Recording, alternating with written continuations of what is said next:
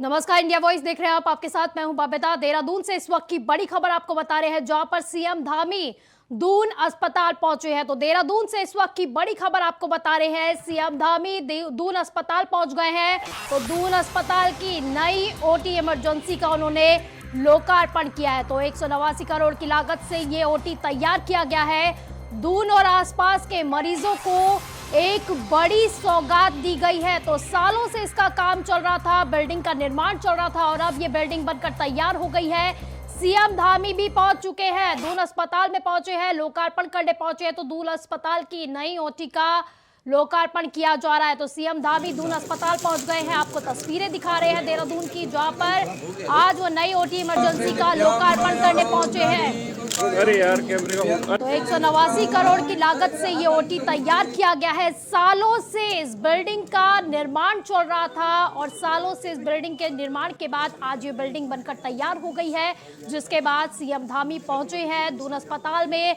तस्वीरें दिखा रहे हैं नई ओटी इमरजेंसी का, आज वो लोकार्पण करने पहुंचे हैं। तो 189 करोड़ की लागत से इस ओटी को तैयार किया गया है। सालों से बिल्डिंग का निर्माण कार्य चल रहा था, जिसके बाद आज ये बिल्डिंग बनकर तैयार हो गई है। तो सालों से निर्माण कार्य इसका चल रहा था बिल्डिंग का, और आज देहरादून पहुंचे हैं। तो तस्वीरें आपको दिखा रहे हैं नई ओटी इमरजेंसी का लोकार्पण करते हुए सीएम धामी दिखाई दे रहे हैं। तो 189 करोड़ की लागत से ये ओटी तैयार किया गया है।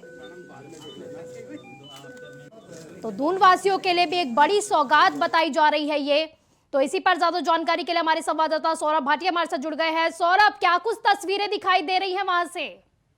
देखिए, मुख्यमंत्री पुष्कर सिंह धामी ने आज अपने तय कार्यक्रम के अनुसार देहरादून स्थित दून की नई ओटी इमरजेंसी का लोकार्पण किया है। 189 करोड़ की लागत से तैयार इस ओटी भवन को भले ही बनने में 7 साल का समय लग गया, लेकिन मुख्यमंत्री ने राज्यवासियों को एक बड़ी सौगात दी है। मुख्यमंत्री ने अधिकारियों से अपील भी की है कि लोगों को बेहतर उपचार मिले, इसके साथ ही लोग बाहर रेफर ना हो, इस चीज का विशेष ध्यान रखा जाए।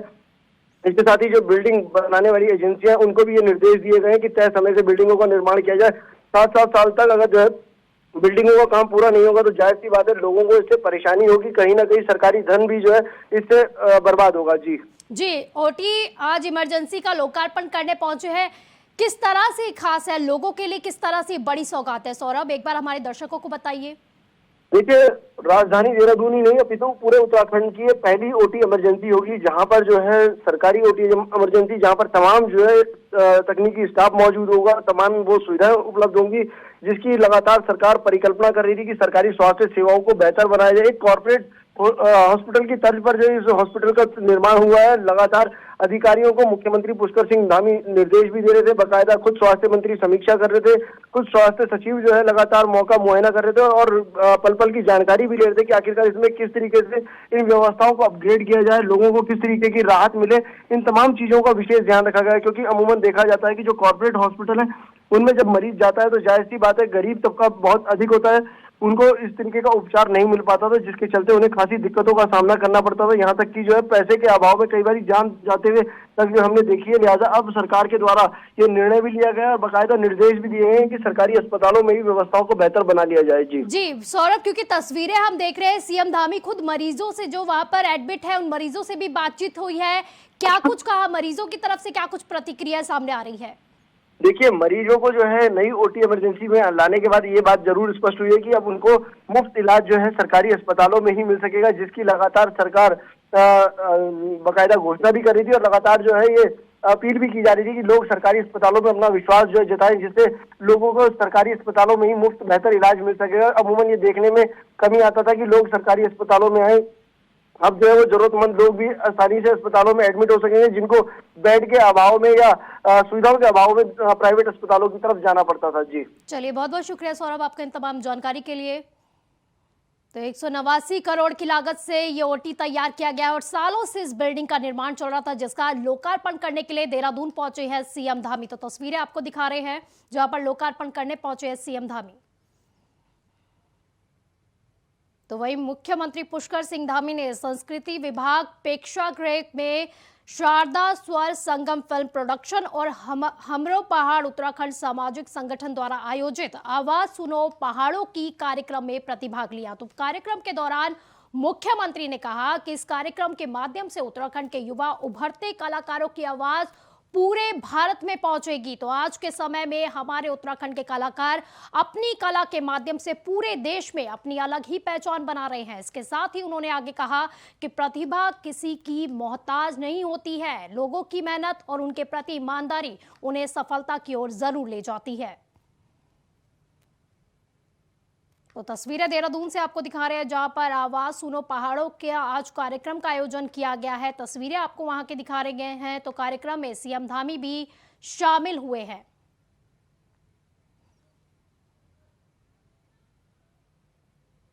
तो वही उत्तराखंड उद्यान विभाग के अपर निदेशक डॉक्टर आर.के. सिंह को निलंबित कर दिया गया है। बड़ी खबर आपको बता रहे हैं, उत्तराखंड उद्यान विभाग के अपर निदेशक डॉक्टर आर.के. सिंह को निलंबित कर दिया गया है। तो सरकार की ओर से उनके निलंबन का आदेश जारी कर दिया गया है। तो कर्मचारी आचरण नियमावली के खिलाफ काम करने का उन पर आरोप लगा था, जिसके बाद आरोप लगाते हुए सरकार ने उन्हें अब निलंबित करने का आदेश भी सुना दिया है। तो कृषि एवं कृषक कल्याण अनुभाग की ओर से यह आदेश साफ तौर पर जारी कर दिया गया और साफ कहा गया है कि अपर निदेशक के खिलाफ शिकायतें मिली थी, उनकी जांच कराई गई और जांच में पहली नजर में ही शिकायत सही पाई गई है। इसके आधार पर ही उनका अब निलंबन कर दिया गया है। तो सरकार की तरफ से ये कहा गया है, ये सरकार की तरफ से बयान जारी किया है, निलंबन के बाद ये बयान जारी किया गया है कि इसके आधार पर ही उनका निलंबन आदेश जारी किया गया है।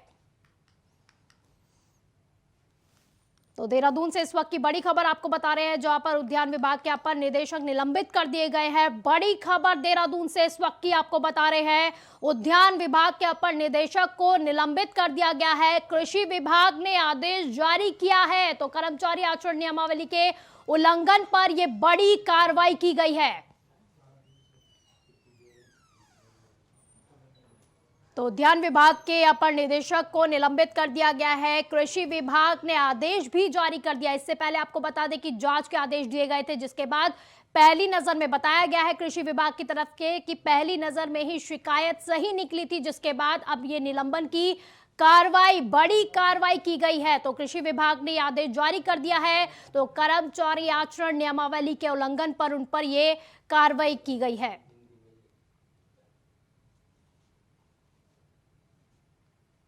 तो इसी पर ज्यादा जानकारी के लिए अभय हमारे साथ हमारी संवाददाता जुड़ गए हैं। अभय, क्या है पूरी खबर? बिल्कुल, ये कह सकते हैं कि जो बर्गन का जो चौकोचा निदेशालय है, वहां पर अपर निदेशक आर.के. सिंह को इस समय निलंबित कर दिया गया। उनके खिलाफ जो शिकायतें मिली थी उस पर गाँव कमिश्नर की तरफ से भी जांच की गई थी। वो उन सभी जांचों में कह सकते हैं कि शिकायतों की पुष्टि यहाँ पर हुई है। जिसमें सबसे बड़ी शिकायत ये थी कि बिना किसी को बताए विभागीय छुट्टी यहाँ पर अधिकारी की तरफ से ली गई थी। इसके अलावा जो विभाग में जो कई कर्मचारी थे जिनको कार्य न करने के लिए अपर निदेशक के द्वारा प्रेरित किया जा रहा था, विभागीय छवि को खराब करने का काम वहाँ पर किया जा रहा था, उन सब चीजों की शिकायतों पर जो यहाँ पर कार्रवाई की गई। विभागीय मंत्री की संस्तुति पर विभागीय सचिव की तरफ से उनके निलंबन के आदेश यहाँ पर दे दिए गए, उन्हें निलंबित कर दिया गया। और आने वाले दिनों में विभाग के जो दूसरे कर्मचारी थे जो इस तरीके के कार्य यहाँ पर कर रहे हैं, बिना बताए कहीं चले जाना, ऑफिस के कार्यों में अपनी संलिप्तता न रखना, कर्मचारियों को भड़काने जैसे काम यहाँ पर कर रहे हैं, उनके लिए बड़ी नसीहत देने का काम यहाँ पर किया गया है। तो अभी कब से इनके खिलाफ शिकायतें चल रही थी, किसने इनके खिलाफ शिकायत की है?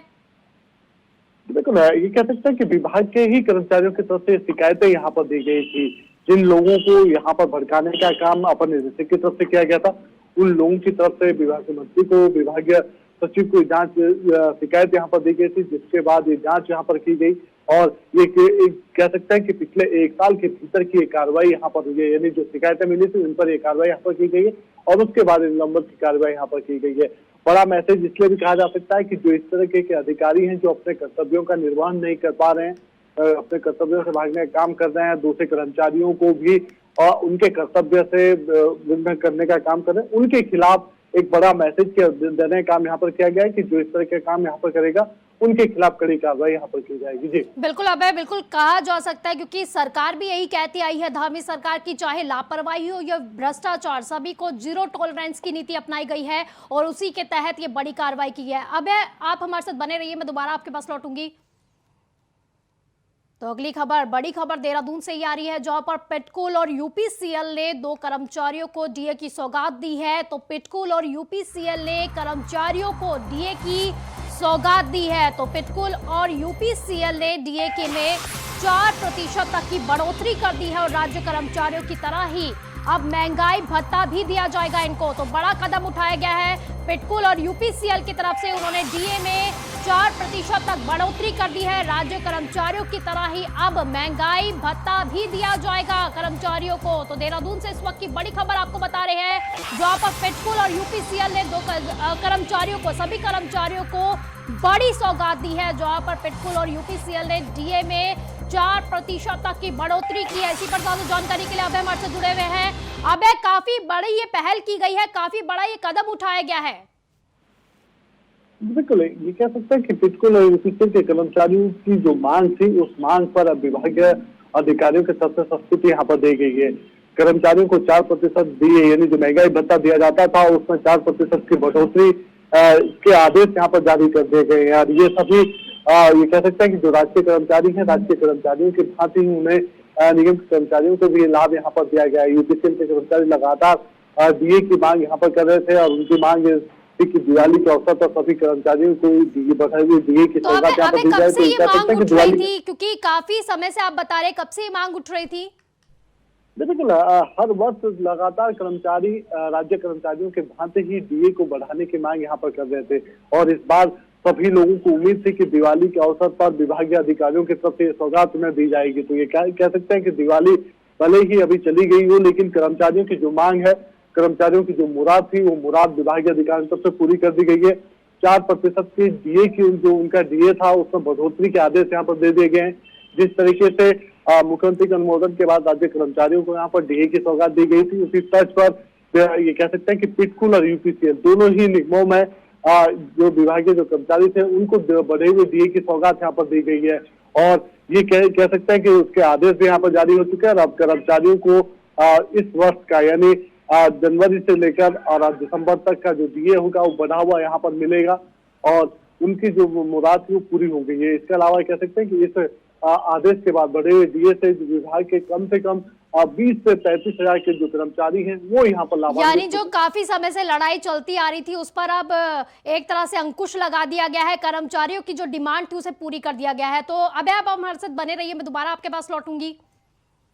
तो वहीं तबादला आदेश नहीं मानने वाले शिक्षकों को अब प्रमोशन का इनाम दिया गया है। तो देहरादून से ये बड़ी खबर आपको बता रहे हैं, जहां पर तबादला आदेश ना मानने वाले शिक्षकों को प्रमोशन का बड़ा इनाम दिया गया है। यानी कि तबादले का जब आदेश दिया गया वहां पे शिक्षक नहीं पहुंचे, उसके बावजूद भी शिक्षकों को प्रमोशन दिया गया है। तो विभाग ने उनका दोबारा से मनचाही जगहों पर तबादला कर दिया है। तो 8 जुलाई को तबादला एक्ट के तहत ये तबादला किया गया था और एक बार फिर से तबादला किया गया। तो 13 शिक्षकों का सुगम से दुर्गम क्षेत्र में तबादला कर दिया गया है। तो इसी पर ज्यादा जानकारी के लिए अभय हमारे साथ जुड़ गए हैं। अभय, कई बार धांधली के केसेस भी सामने आए हैं, कई बार ऐसे मामले कई बार सामने आ गए हैं। शिक्षकों को लेकर भी, उनकी भर्तियों को लेकर भी कई सवाल खड़े हुए हैं और एक और सवाल अब इस पर खड़ा हो गया कि प्रमोशन मिला है, तबादले भी हुए हैं, वहां पर शिक्षक पहुंचा भी नहीं और उसके बाद भी प्रमोशन कर दिया गया।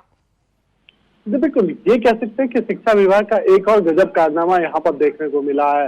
जिन शिक्षकों के धारा 27 के तहत ये कह सकते हैं कि जरूरी तबादले यहाँ पर किए गए थे, उनमें से कई ऐसे शिक्षक थे जिनके द्वारा अपना तबादला होने के बाद सुगम से दुर्गम स्थानों पर अपनी तैनाती नहीं दी गई थी। लेकिन उसके बाद जैसे ही विभाग में प्रमोशन की लिस्ट जारी होती है, इन सभी हेडमास्टरों को यहाँ पर प्रधानाध्यापक की कुर्सी पे प्रधानाध्यापक पद का यहाँ पर तोहफा उन्हें दिया जाता है, उन्हें प्रमोशन देने का काम यहाँ पर किया जाता है। यानी जिन शिक्षकों के ऊपर कार्रवाई यहाँ पर होनी चाहिए थी, जिनके द्वारा तबादला न मानने का काम यहाँ पर किया गया, नवीन स्कूलों पर तैनाती वहां नहीं दी गई थी, उन पर जो कार्रवाई होनी चाहिए थी उसकी जगह पर कार्रवाई करने के बजाय उन्हें यहाँ पर प्रमोशन दिया गया। और अब देखने वाली बात है, क्योंकि ठीकरा तो कई जगह पर फोड़ा जा रहा है, अब देखने वाली बात होगी कि जब मामले की जांच होगी तो कौन इसमें जो है दोषी पाया जाएगा और क्या कुछ कार्रवाई होगी। फिलहाल के लिए बहुत बहुत शुक्रिया अभय आपका इन तमाम जानकारी के लिए। तो वक्त एक छोटे से ब्रेक का, ब्रेक के बाद जल्द हाजिर होंगे। ब्रेक के बाद एक बार फिर से स्वागत है आपका। बढ़ते अगली खबर की ओर, जो रायवाला से आ रही है, जहां पर रायवाला से एक वीडियो लगातार वायरल हो रहा है। तो वायरल वीडियो में पुलिस के पास बैठे कुत्ते को गुलदार झपटकर अपने साथ ले गया है। तो तस्वीरें आपको दिखा रहे हैं। तो पुलिस के पास एक कुत्ता बैठा हुआ था, जिस समय गुलदार आया और गुलदार झपटकर कुत्ते को अपने साथ ले गया। तो वहीं पास में बैठे पुलिसकर्मी इस हादसे से अब सहम गए हैं और दहशत में आ गए हैं। तो आपको बता दें कि उत्तराखंड में मानव और वन्य जीवों का संघर्ष कोई ये नई बात नहीं है। ऐसे में आए दिनों ही गुलदारों की ये वीडियो भी वायरल होती ही रहती है।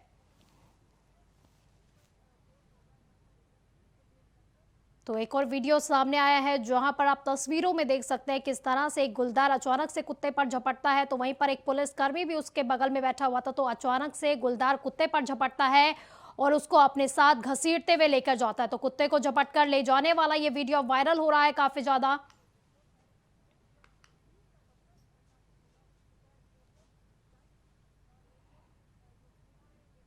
वहीं बीजेपी महानगर कार्यालय में नवनियुक्त महानगर अध्यक्ष सिद्धार्थ अग्रवाल का बीजेपी कार्यकर्ताओं ने फूल मालाओं और ढोल नगाड़ों के साथ भव्य स्वागत किया है। तो इस दौरान नवनियुक्त अध्यक्ष सिद्धार्थ अग्रवाल ने कहा कि जल्द ही महानगर कार्यकारिणी की घोषणा कर दी जाएगी और नगर पालिका चुनाव में बीजेपी पूर्ण बहुमत से भी जीत हासिल करेगी। तो वहीं इस कार्यक्रम में मुख्य अतिथि के रूप में राजपुर विधायक खजान दास, कैंट विधायिका श्रीमती सविता कपूर और देहरादून मेयर सुनील गामा भी उपस्थित रहे।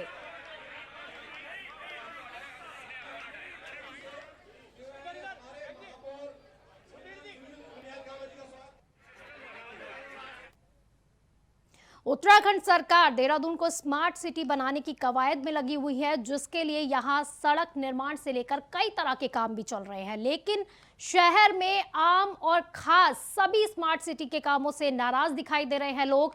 तो शहर में हर जगह सड़कें खुदी हुई हैं, जिससे हर किसी को परेशानियों से दो चार होना पड़ता है। तो बात करें अगर देहरादून की, तो देहरादून के मशहूर पलटन बाजार की, तो यहां भी सिस्टम के प्रति नाराजगी कम होने का नाम नहीं ले रही है।